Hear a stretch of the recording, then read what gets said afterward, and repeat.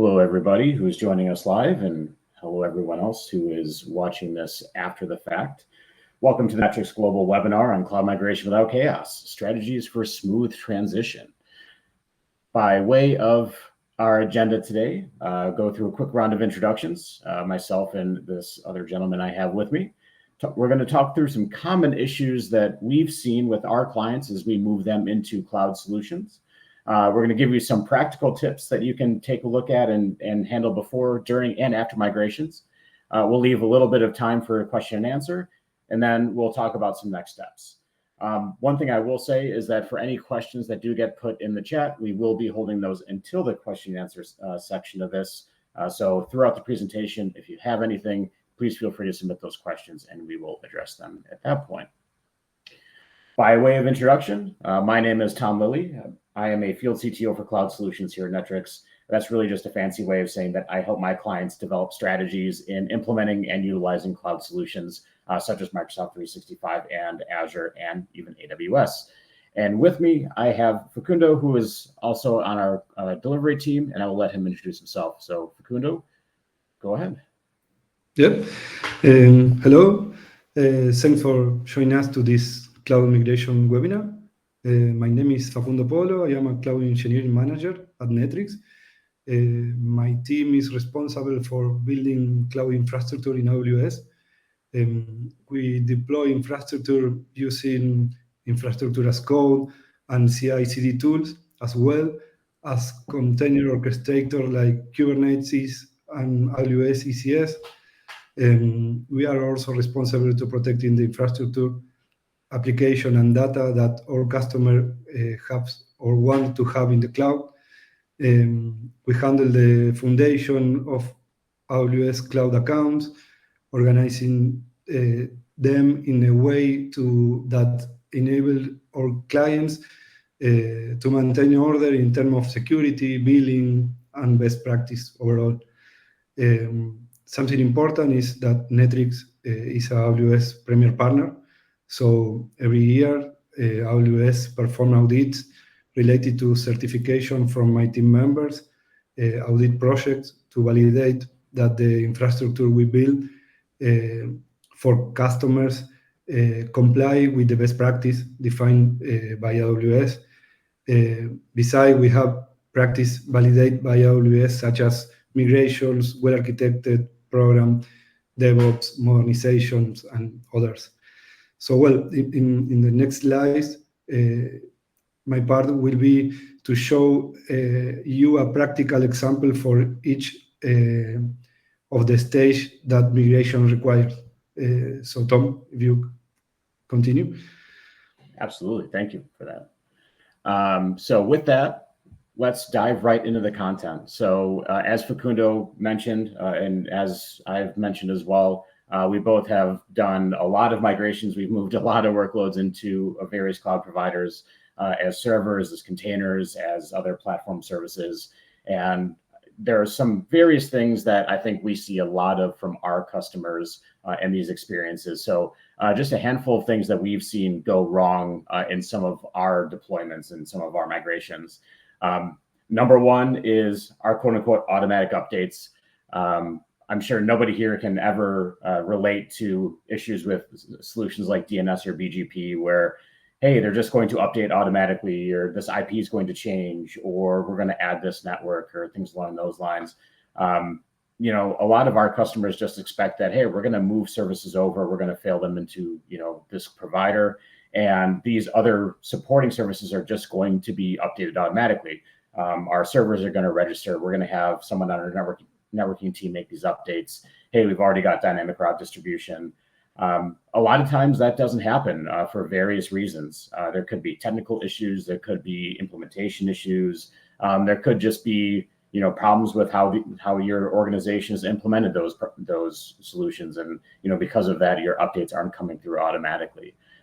So one of the things we do see quite a bit of is these automatic systems, or systems that are expected to be automatic, not actually updating properly. And one of the things that we'll talk about here later is how to ensure that you have proper monitoring for that, as well as a plan B for manual updates in case something were to go wrong. Next one is unknown dependencies. I have a lot of customers of all sizes, whether you're 20, 200, or 2,000 servers, that don't realize that these two applications or even these two specific servers need to talk to each other.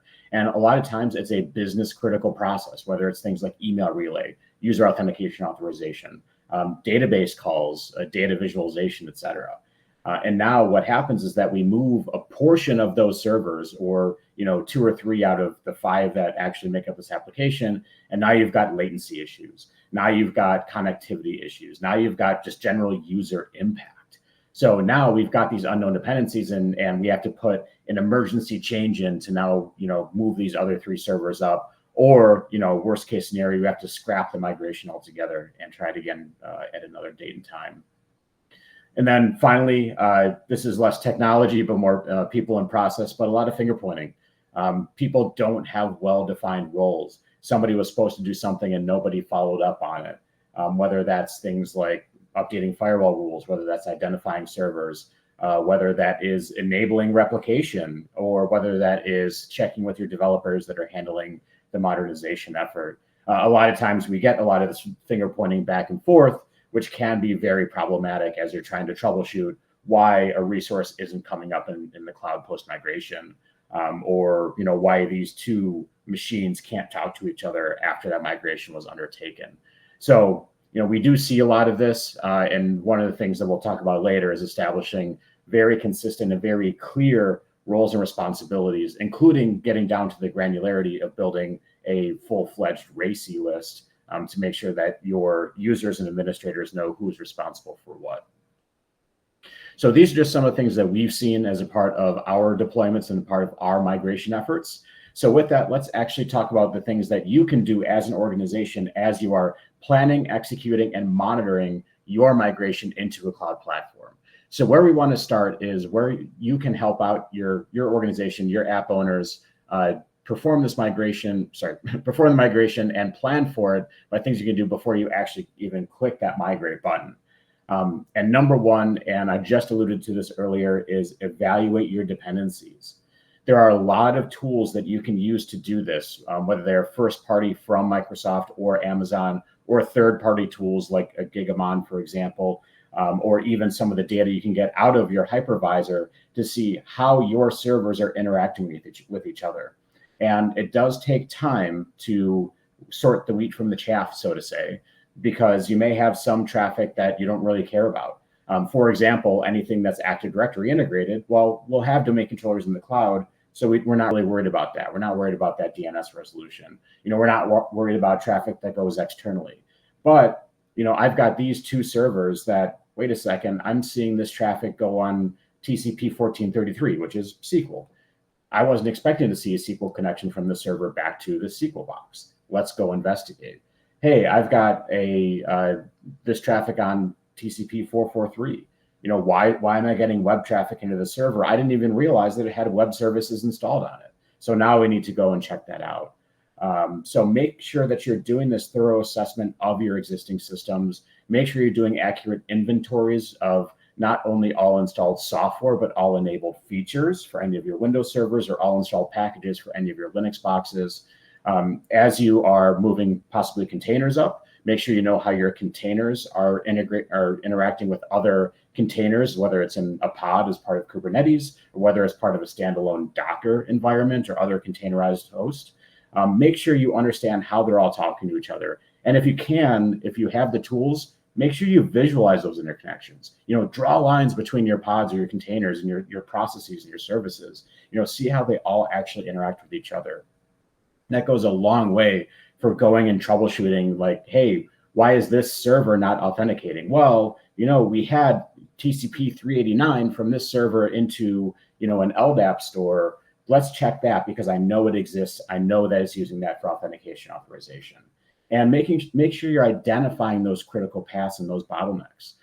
Any traffic that is recurring, any traffic that happens a lot, whether it is a large volume or just a large number of individual occurrences. Make sure that you're tracking those down and make sure that you're noting those as you go through this failover, because maybe you have a very highly transactional workload. Maybe you have a lot of authentication authorization.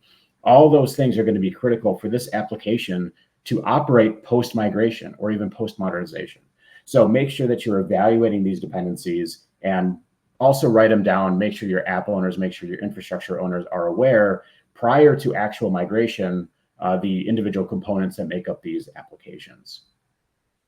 And a part of that evaluation of the services, servers, pods, containers, whatever themselves, you also want to evaluate your applications as a whole.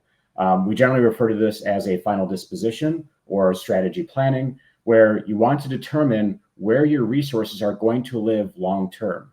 A lot of you are probably running larger server infrastructures and maybe are dipping your toes into containerization or into SaaS platforms, but a lot of times you're probably still running, first party or third party services and applications on servers themselves. What we highly recommend, and where I have all of my clients start, is what's called a 6R assessment, which is taken from the Gartner 6 R's of cloud migration. And you can see them accounted for here: retain, retire, refactor, repurchase, replatform, or rehost. We're not going to go through all of those in this presentation, but I do want to highlight on a couple of them. And number one is retire. I have a lot of customers that are in legacy data centers, or even in their own server closets or colo facilities, where they see, okay, I've got 600 servers on premises. I'm going to move those up to 600 servers into a cloud provider. They're not actually taking that eye toward the machines to say, okay, do I actually need this? Is this application in use? If it is in use, is it critical to business operation? Is it even useful any longer, or is it just out there to be out there? So one of the things that we highly recommend every single one of our customers take a look at is retiring or decommissioning applications. That's my favorite R out of all 6 of them. Get rid of the things you don't need. Don't worry about moving up the junk, because at the end of the day, you don't really need it. And you as an organization are just really going to have to pay for it once you migrate it. Also, something that is, I think, very highly beneficial to most organizations is also refactoring. So this is things like breaking monolithic applications into containers. It's being able to separate out parts of an application. It's making those containers or those pods, once again, for those of you who are using Kubernetes, more migratable. You can run them in multiple locations. You can run them across multiple different cloud providers. You can set those up to run however you want, and it actually makes that migration significantly easier.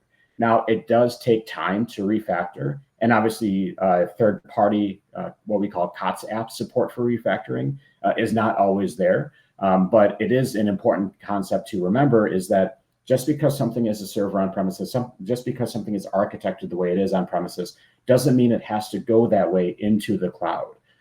If you have the time, you have the runway, go ahead and modernize it. Make it run as a cloud native solution. That also allows you to better take advantage of cloud solutions like auto scaling, auto shutdown, things along those lines, which can also help you from a performance and costing perspective. So make sure you're also evaluating, especially those homegrown applications that can be refactored. And then the last item is regulatory requirements. Do you have HIPAA? Do you have FERPA? Do you have PCI DSS? Any of those regulatory compliances that require you to have separate environments or some level of separation between your servers, make sure that you're accounting for that in your environment, both in the cloud and as part of the migration. Maybe you need separate tools to do those migrations because of those regulatory requirements that you have as an organization. Make sure that you're working with your compliance teams to do those audits, to make sure they know what's going on and get full buy-in from them. The last thing you want is for your auditing team to come back to you and tell you that you're doing something wrong. And then finally, before any migration, establish clear roles and responsibilities.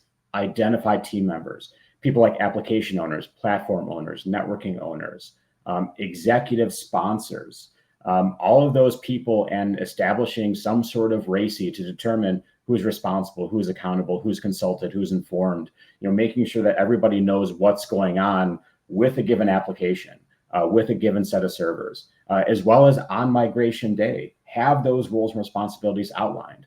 Hey, you as an engineer, you're going to hit the button to enable it in the cloud.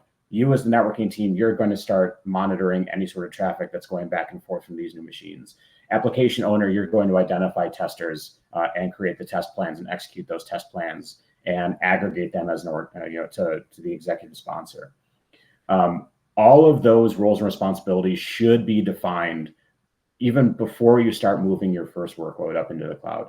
And this is really going to help streamline migration day, which generally tends to be a pretty stressful time anyway. Servers or containers or PaaS services are not coming up. They're not reachable. It's not operating how you expect. It takes a lot of stress to make that work. And by having these things easily defined, it does make life a lot easier. And also make sure you have that effective communication between your stakeholders. Let your executive sponsors know what's going on. Let your managers, your VPs know. If they do need to pull the plug, which we'll talk about here in just a little bit, you want to make sure they have the most accurate information possible. So with that, I do want to turn it back over to Facundo, who's going to give us some real world examples about how we've assisted our clients in migrating and some of the things that we've done prior to migration. So Facundo, go ahead and take it away. Thank you, Tom. Before migration, our experience is based on the execution of migration project from on-premise to the cloud. We work with customers in different industries, including financial, marketing, manufacturing, insurance. In this case, I'd like to share a specific case from a financial customer in Latin America, where we execute a migration project based on this follow approach. The first one is initial assessment. The first thing we did was this assessment on the on-premise infrastructure that the customer wants to migrate to the cloud.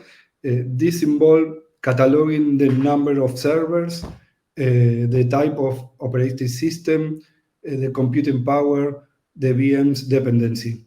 And in the second, once we understood the scope of what needed to be migrated, we focus on define the migration strategy. Essentially, deciding how we would move to the cloud. As Tom mentioned, there are several options available. In this case, we choose the lift and shift approach, as the customer wasn't sure about how many servers were in use, which ones weren't, and they had many legacy environments with unclear functionality. This is why we decide to choose this kind of approach. And then in the cloud foundation, we set up the AWS account and define the minimum architecture need to get started. The first one is we define the access policies and roles using IAM to set up the single sign-on, or maybe to integrate with the current single sign-on. The second, obviously, is networking. If there would be a coexistence between on-premise and cloud, we need to implement a VPN or a transit gateway. Also, we design and implement the VPCs with subnets, etc. In terms of monitoring and logging, of course, we need to define how the infrastructure would collect and log data using, for example, AWS CloudWatch or Grafana or Datadog or third-party tools like Zabbix. And the last one, in terms of security, we identify critical security aspect and use services such as AWS CrowdTrail or GuardDuty or Security Hub to monitor and manage security. And in terms of latency, we need to select correct the zone of where the infrastructure is going to be. And the last one is cost analysis. We conduct a comprehensive analysis of the customer needs in terms of cloud infrastructure, evaluating the resources required, like EC2 instance, storage, databases, bandwidth, etc., to effectively support their operations. Based on this, we use tools like AWS price calculator to estimate the cost of the services we will implement. This cost analysis is important for the customer to estimate how he's going to spend in the cloud in terms of the infrastructure when the migration finish. Now I would like to share with you 2 or 3 key lessons that learned in this type of project. The first one is important because it's about funding. Of course, all of vendors offer funding, and in this case, we use AWS funding that through AWS Migration Accelerator program, customer can receive funding that cover up the 30% of their total infrastructure cost, especially to support professional services involved in this project. This includes services like assessment, planning, execution, etc. And the second, and for me is the most important, is the client participation in this kind of project. Is essential, not just for provide access or insight, but also to help them understand how cloud operation works. We strongly believe in knowledge transfer from day one. From our experience, the fundamental of infrastructure remain the same in the cloud and on-prem. However, a cultural shift is necessary, and by participating in the migration project, it became easier to understand.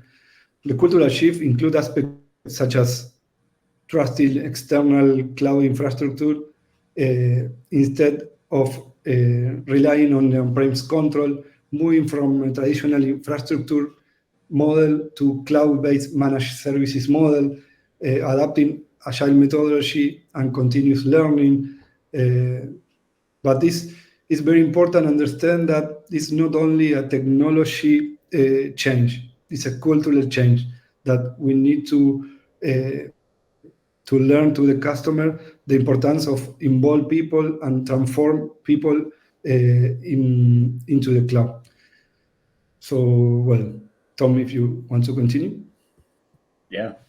I do want to just highlight what you just said again, that training and sort of the cultural shift are also very important things to keep in mind. Running a workload in the cloud has similarities to running on premises, but it's not the same thing. So making sure your operations team or working with a managed services provider like Netrix to help augment your team can really make sure that after you do that migration, that everything runs smoothly. So I do want to highlight that, and thank you for bringing it up. That's a great topic. So with that, let's move on to a couple things that you all can do during your migration. So this is generally going to be after you've done your first migration up until you do your last one. But first of all, we highly recommend tackling low-hanging fruit first. Find those quick wins. Find those non-production workloads. Leverage IT-only applications or applications that are specific to a group or a business unit that is IT friendly or okay with change. This helps do a couple of things. Number one, it helps build confidence. People feel a lot better if they've had a few successful applications underneath their belt, which means that as they go to move the more complex ones, they feel a lot better about that. And generally, it goes a lot further and goes a lot smoother. In addition to that, it makes it easier to show your executives that you're making progress. That way they can see that, hey, we've moved 30% of our infrastructure into the cloud or otherwise decommissioned it or, whatever it's going to be. That goes a long way in ensuring you maintain executive buy-in and buy-in from the business as you move forward with this migration. And that's why we recommend focusing on tasks that have minimal effort, yet have significant results. For example, moving a server into Azure that is in extended support. By moving that server into the cloud, you can now actually patch it. You can make sure it's secured. And that extended support is then going to be included in the running cost of that machine. So now you can reduce the cost of having to buy ESUs or reduce your exposure by running a server that's now in a supported configuration. And then finally, the last major item for our low-hanging fruit is try to find standalone applications first, whether it's 1 to 2 servers that act individually, together as an application. Maybe they've got small dependencies on, common services like firewalls and, Active Directory, for example. But try to move those individual, independent applications first. Once again, that helps you learn what the migration process looks like. It helps you learn how you as an organization are going to treat migrations. And it gives you the experience of how to do some basic troubleshooting before you have to go into business critical or complex applications, or even applications that are being modernized as part of that refactoring initiative that you may have as part of this migration effort. So based on that, we do highly recommend looking at some of these smaller, independent, easier applications first, just to make sure that everything operates and you can establish what that process is as you're undertaking that migration. Now, when you're actually doing the migration, we highly recommend the usage of native tools, things like AWS Migration Accelerator or Azure Migrate. The reason is that these will generally integrate closer with the fabric of the cloud provider and give you some additional functionality as you perform that migration, whether it's more granular failover capabilities or just a more unified experience being in the console or being in the portal to be able to take those migrations and perform them in a given order. DNS and BGP I called out earlier. Make sure that you're monitoring those systems very closely for services that are external to your network, like external DNS. There are several public DNS checker sites that you can use to check DNS propagation to make sure that your changes to IPs or edge CNAMEs are taking effect. Make sure you do have somebody from your networking team that's looking at your routing tables in all of your edge routers, for example. Make sure you're tracking all of your route tables in your cloud provider and you're getting all of the routes that you expect and that BGP is doing its job. That's especially if you're deploying new VPCs or new virtual networks as part of your migration, to make sure that those new network address spaces are being accounted for as you are migrating new services potentially into them as part of this migration effort. Generally speaking, we do recommend having that stuff set up way beforehand. Facundo mentioned earlier about landing zones and some of the foundational components of networking being a main component of that. And that's going to be true for everybody. But I can speak for myself and probably speak for Facundo, where it comes that, maybe you don't have enough address space and now you need to deploy a network because, people didn't do the proper planning beforehand. So we get it that sometimes networking changes have to happen. So just make sure you're tracking all of your automated systems as you're running through them. For any of these automated systems, make sure that you have a deadline. So that deadline could be within 30 minutes of failover. We must have new entries in DNS. We must see them propagated throughout at least 60% of the world, or the US or Europe or wherever you're located. After the servers come up, make sure you're checking DNS. Make sure your servers are automatically registering themselves into Active Directory integrated DNS, for example. If they are not, make sure you're ready to perform those manual updates. Have somebody with the permissions in place that can do that manually. I know nobody likes to do static records for these things where you don't have to, but to get past a migration, sometimes we have to do what we have to do and go back and change it later. If you do have to take any of these manual remediation tasks, make sure you note them down, go back and fix them later. So you can make sure that everything's operating as it should be. You don't want to go down the road 3 years from now, making a change in networking and wondering why this record isn't changing, or why you can't reach this new edge network, for example. The the last one is follow the plan where possible. That's why you make a plan, but be ready to adjust it if needed. And this comes with experience. The more you as an organization undertake these migrations, also, us as a partner can also help, make these adjustments based on our experience. But, make sure you adjust that plan if issues do arise.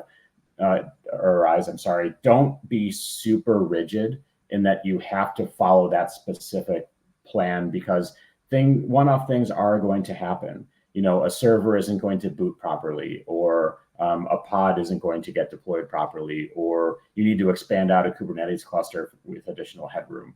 Sometimes those things will have to happen, and have a means and a mechanism and the right people on that call to approve those changes, whether it's an executive sponsor, whether it's a leader, whether it's an application owner. Make sure you have those right people involved in those calls, that if something does happen, that they can come back and approve any changes to the plan that need to happen. The other thing, and I always hate to say it, but I have to bring it up, don't be afraid to abort the migration. It always is terrible to do all of this work and have all of this planning and have people come in after hours most of the time and, undertake this migration, and, something goes horribly, horribly wrong. And now you're coming back and you're troubleshooting maybe for 1, 2, 3 hours, and at some point you have to cut bait and just revert back. And once again, nobody likes to do it. Nobody wants to go back to the business and say, hey, this is not successful. But at the end of the day, that is much better than having a half-working solution that's now being put into production, or having a solution that's no longer supportable because you've had to make so many changes to it to support running in a cloud platform. So as much as I hate to say it, and I think we've all done it, be prepared to abort a migration wave if you absolutely have to. And it'll work out better for you in the longer run to come back at it when everybody's fresh and you've got a revamped plan to make sure everything is working as expected.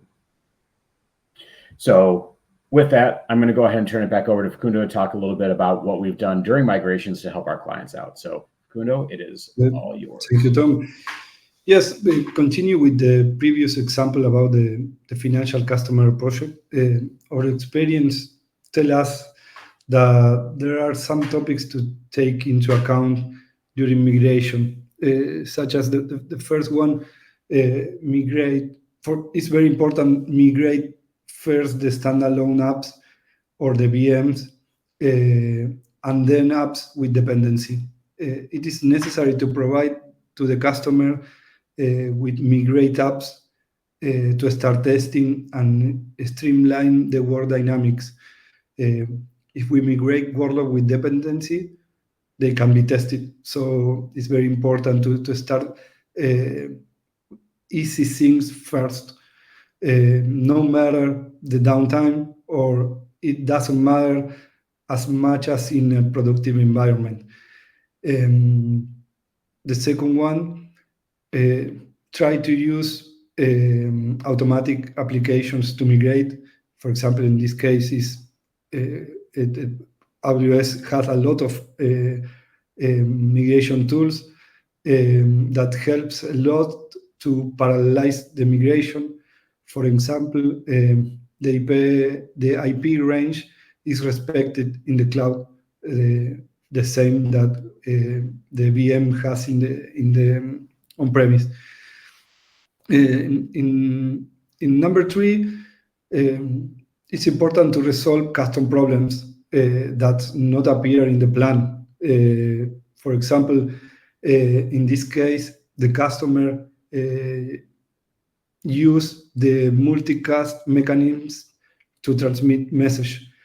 This don't exist in the plan, because in the plan we see other things, and when discover this problem, we need to understand how it works, and we need to, for example, in this case, we need to configure a virtual Cisco router and a transit gateway from the AWS marketplace, and from the Cisco on-prem, we need to traffic to the Cisco virtual router, and then to the transit gateway, which is associated with the EC2 that needs to receive the traffic. So, well, this this kind of problem appears in this type of projects. Other thing that can appear is you need to migrate manually some worklogs. For example, if the system operator is deprecated or not supported by the migration tool, you need to manually spin up to the EC2 instance on AWS and move it on-prem to the VM on-prem. It's very important to minimize or delete the downtime in production environments.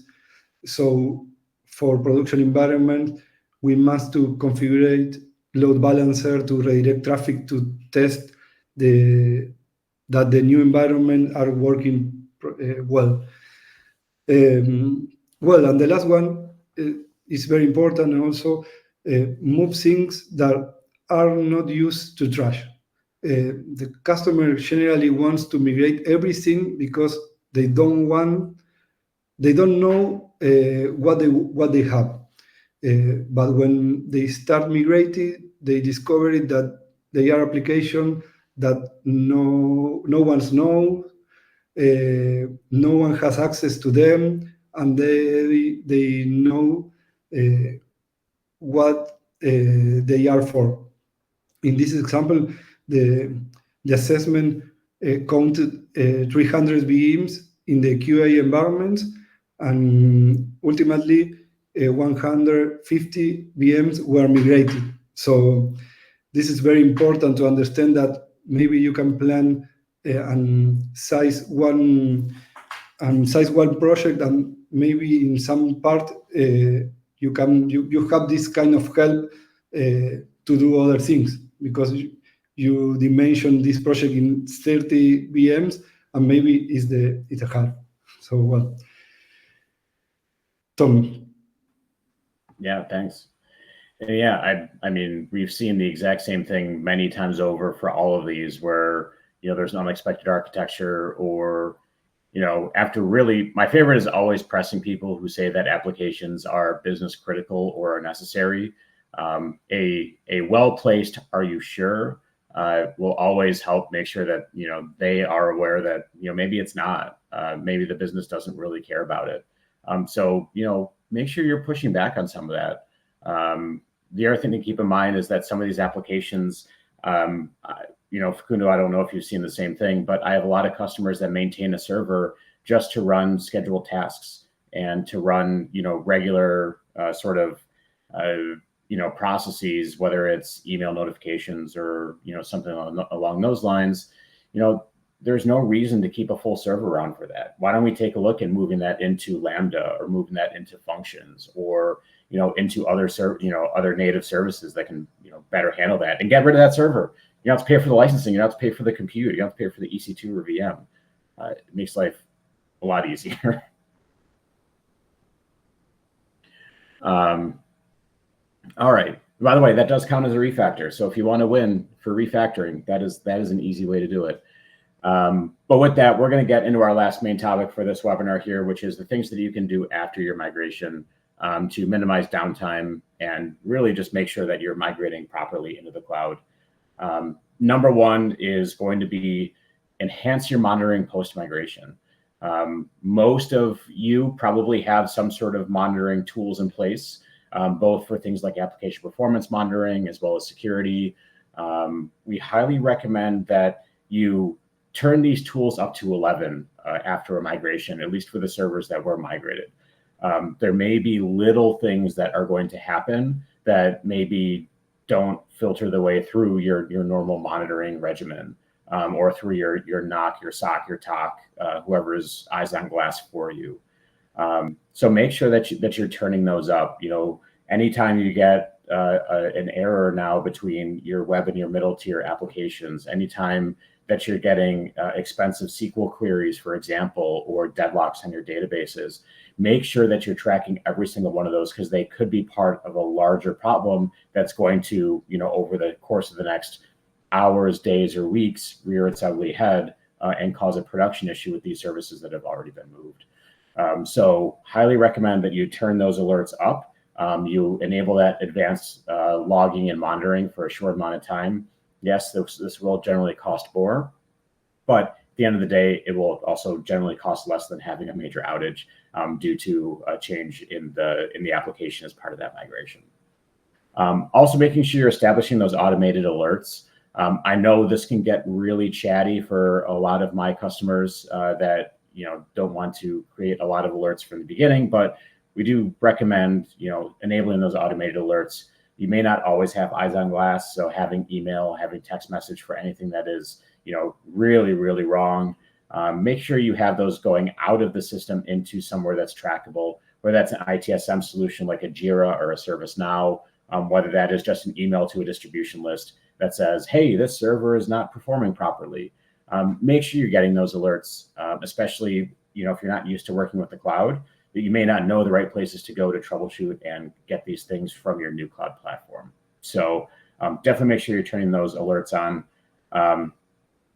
And then finally, over the course of the first 2, 3, 4 weeks or so, make sure you're going back to that monitoring data. Check to see is my VM, is my pod, is my PaaS instance running as it should be? Am I reaching caps in CPU or memory utilization? Am I seeing a lot more bandwidth than I expected? These are good things to keep in mind because it'll inform you whether you need to maybe size your new instances or resources up, or maybe even size them down. And this is going to help you with cost versus performance optimization, and make sure that the environment is not only running appropriately, but is also costing what you're expecting. One of the things that Facundo mentioned with our financial services client in South America is that they did a cost analysis of the environment before they even did their first migration. So we want to make sure that what we are estimating and what that analysis looks like holds true post-migration as well. And we'll talk about some ramifications for that here in a couple of slides. But I do also want to talk about thorough testing. We mentioned having the right people on your migration calls and the actual failover teams. And a part of that is to make sure that testing of that environment happens in a very thorough and very consistent manner. Have your application owners, have your application champions, have your users agree on a test plan prior to migration, and follow that test plan.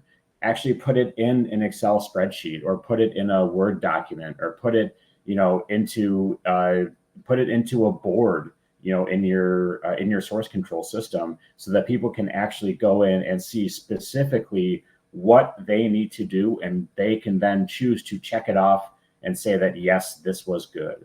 That way you can come back in 1, 2, 3, 4 weeks if there is an issue and say, hey, when we first failed this over, we tested that we were getting this visualization in this application properly, and it looked good at that point. Something has changed, or something with the app is deteriorating. This gives you that sort of point in time review of that application to say that, yes, it is actually operating as we expect it to.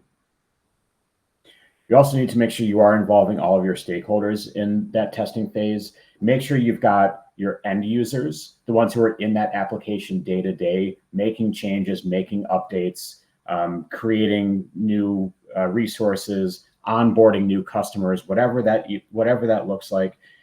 Don't expect that your champions and your higher level application users are going to be able to test it like an end user, because your end users are probably in it more often than the people who they end up reporting to. So make sure that you've got all of your stakeholders, from individual end users all the way up to application owners, and then finally into your executive sponsorship as well. Make sure they're a part of that testing phase. They don't have to be on the calls. They don't have to be in the breakouts. They don't have to be doing the testing themselves, unless they have that allocated to them as one of their plans. But make sure they're involved. Let them make the decisions on whether you move forward, or whether this is an acceptable change in performance or an acceptable change in topology. Make sure that everybody's opinions are heard, because once again, everybody from that end user all the way up to the executive could have their own ideas of how critical an application is and how it should operate. And then finally, as I mentioned before, but just to reiterate, document and address any issues that there are so that you can improve reliability. Maybe you come back and say, well, my 40-second query that used to run is now taking 50 seconds. Therefore, we can expect a little bit of application slowdown. but that is acceptable to the business. We're just going to document it in a knowledge base article or on SharePoint somewhere to say that, yes, we did move this. We are addressing performance concerns. Don't worry too much about it. We will figure it out. Maybe you have to scrap one piece of functionality altogether. As we were talking about breaking monoliths into microservices, maybe one of the microservices isn't operating properly, but the business is okay with that. You can go through and put that as a task to be remediated later. So make sure you are documenting that, making sure you're putting those issues in some sort of backlog, some sort of ITSM tool, so that it has to be addressed going further. But make sure you are checking on that and ensuring that it is being addressed at some point. And then finally, this is more of a longer term goal.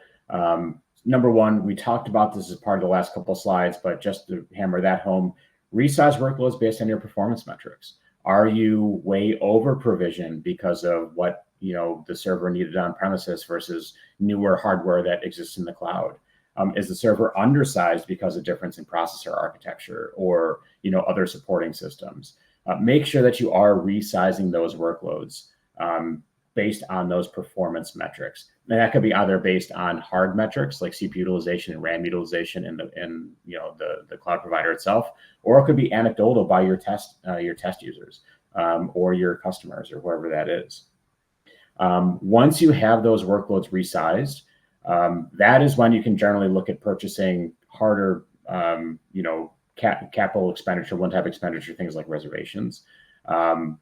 In a lot of instances, if you do end up having to resize, you go into a different family, or you otherwise make a drastic change, you can invalidate your reservations.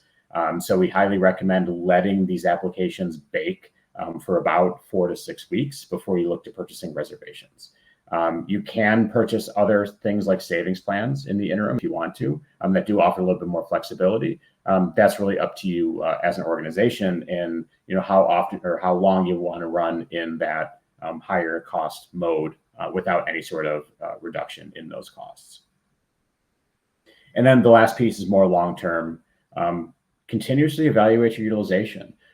Do you have spikes at month end every year because of month end processes? Are you really operating at 2% utilization for 23 hours a day and you're up to 100% on that 24th hour? Make sure you're looking at those at your resource utilization. Make sure that you're following all of your metrics. Make sure that you're checking in with your users and your app owners, because that may necessitate you to resize those workloads later. But always make sure you're keeping an eye on it. And then once again, you're not necessarily just looking at things like host utilization, but you're actually looking at individual guest utilization as well. So with that, for the final time, as part of this presentation, I'm going to turn it back over to Facundo to talk about how we helped our customers post-migration to optimize the environment. So Facundo, take it away. Yeah, thank you. Well, after migration, it's very important, as Tom mentioned very, very well, the regression testing in the new environment. It's the key. We don't know the customer business in depth. It's very important to involve the correct people to test application and environments. The business team must validate the correct operation of the business application. The second one is the fine-tuning or maybe the cost optimization. Tom talk about that also. For example, in this project, we schedule a shutdown to shut down the infrastructure during times when it is not in use. This is very important because in the cloud, you pay by use. So if you don't use, you don't pay. It's very different to on-prem. And the other important thing is to resize the oversize. What it is, if you use automated migration tools, maybe your cloud infrastructure will likely be scaled to the same size as before in on-prem. It's usually oversized. So you need to set it lower to decrease the cost in terms of infrastructure. The last one is the final cutover. At this point, everything is okay. So you need the formal cutover for the customer and turn off the on-prem or free the on-prem environments.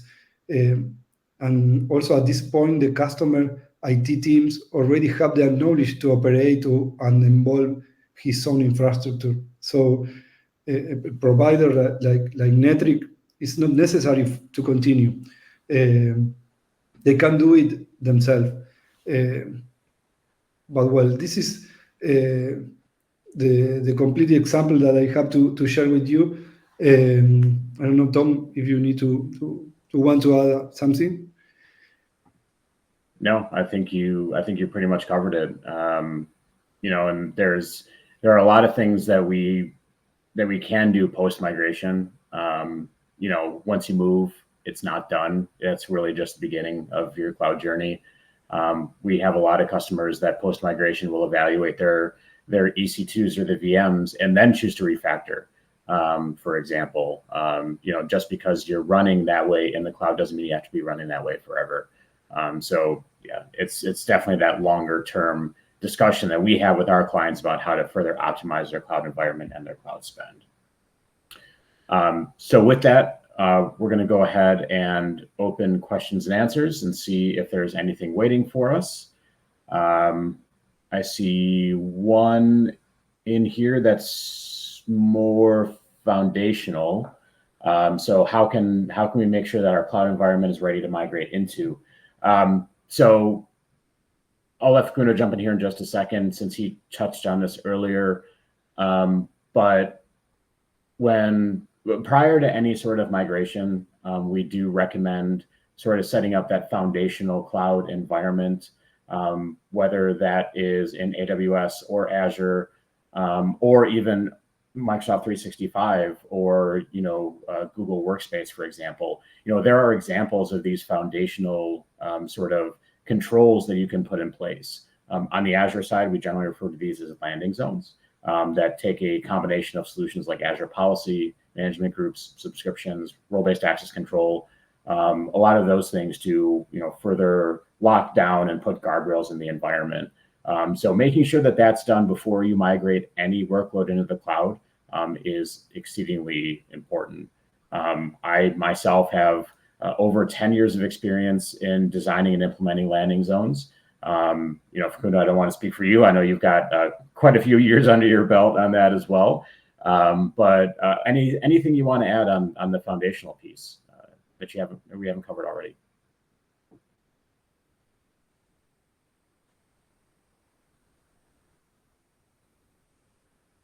I would take that as a no.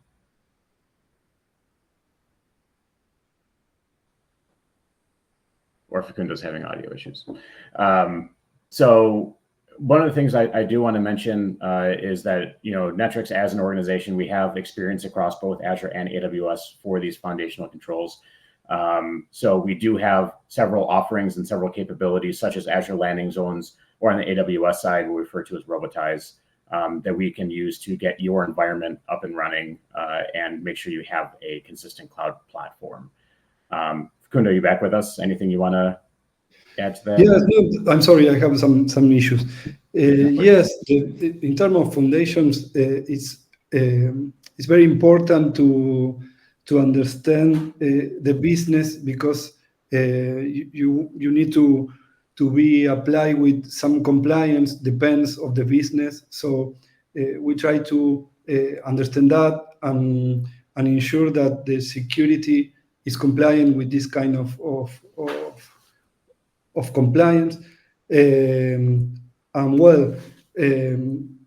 terms of security, it's very important again to put the correct services, to understand the IAM policies, the roles, to integrate with the current single sign-on. But in general, it's that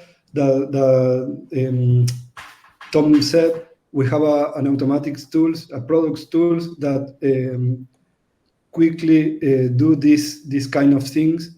as infrastructure as code. So we can deploy landing zone in 1 or maybe 2 weeks in AWS and in Azure. Deploy this kind of services, IAM policies, security services, organizations, the way to organize the AWS account, to be compliant with good practice in AWS. And we have other product to deploy build in infrastructure as code to deploy Kubernetes in AWS. We have this product to accelerate the way to have Kubernetes and the landing zone in AWS. Perfect. So yeah, with that being said, we are running a little low on time here. We're under 5 minutes for our time slot here. So the one thing I also want people to take away from this is feel free to reach out to us. Here's my contact information, and here's Facundo's on this slide as well. For those of you that are clients already, feel free to work through your account executive, and they can help schedule meetings with us as well. For those of you who are not lucky enough to be clients yet, you can always reach out to one of these emails as well. Or you can find us on our webpage at netrixglobal.com and get in touch with us if you want to talk about any of these topics. It's also where we publish blog articles. We have ebooks coming out about migration. Follow us on social media, where we are going to be posting content from this webinar and all of our other webinars that we host on various other topics, like such as security and data governance and things like that as well. So with that, I want to thank everybody for taking the time to join us today live, and those of you who are watching this recording later.